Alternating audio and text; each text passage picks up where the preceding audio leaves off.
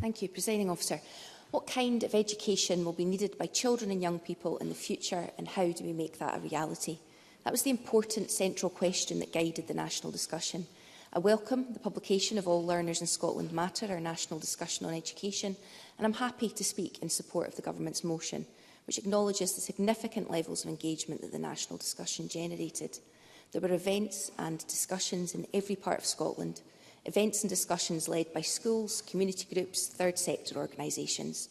This was the biggest public engagement exercise on education to have been undertaken nationally in Scottish education, and it reached more than 38,000 people, 26,000 children and young people.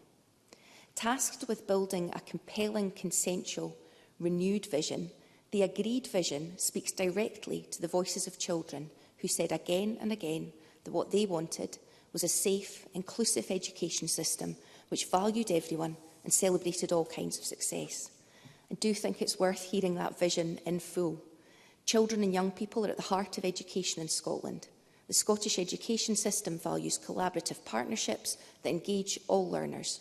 The people who work within and with the education system, parents and carers, to ensure that all learners in Scotland matter. All learners are supported in inclusive learning environments which are safe, welcoming, caring and proactively address any barriers to learning and inequalities or inequities that exist or arise. Education in Scotland nurtures the unique talents of all learners, ensuring their achievement, progress and well-being. Each child and young person in Scotland has high-quality learning experiences which respect their rights and represents the diversity of who they are, the communities they live in. Each child and young person receives great teaching, resources and support for joyful learning that builds their confidence and equips them to be successful and to contribute to their life, work and world, so they know how much they matter. A line in the report stuck out to me, and I think for us politicians it might be a helpful guiding principle as we navigate our way through the coming reforms and scrutiny of the bold changes that may be required. And that is to balance realism of what is needed now with inspiring optimism for education in Scotland. The report into the national discussion recognises that more could be done to support the quality and consistency of the implementation of existing policies and practices. But importantly, it also notes the strength of what we do have here in Scotland and features of the Scottish education system that must be continued and further enhanced, such as a commitment to valuing children and young people's views, a broad-based education, the foundational importance of literacy and numeracy, the development of well-being, the pursuit of equity and equality, respect for a graduate-level teaching profession, the importance of work and working conditions to all members of the education workforce, and that partnership that the Cabinet Secretary spoke about with parents, carers, communities and agencies, specialists and services.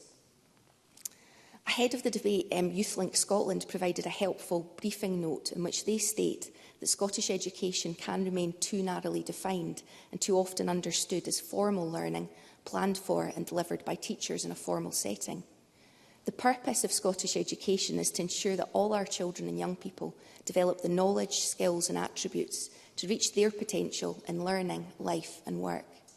I agree with YouthLink Scotland that youth work in all its forms can complement and enhance the delivery of the formal curriculum and the provision of support for pupils. It contributes greatly to raising attainment and to improving outcomes for children and young people. A future Scottish education system will need to offer not just high-quality teaching and learning, but also different learning pathways. The report talks of the need to reignite the joy of learning, and I strongly welcome that play and outdoor learning are specifically mentioned in there. I know, not just as an MSP, but also as a parent, and perhaps even indeed as somebody who wasn't naturally inclined to thrive indoors in a classroom, just how important youth work is.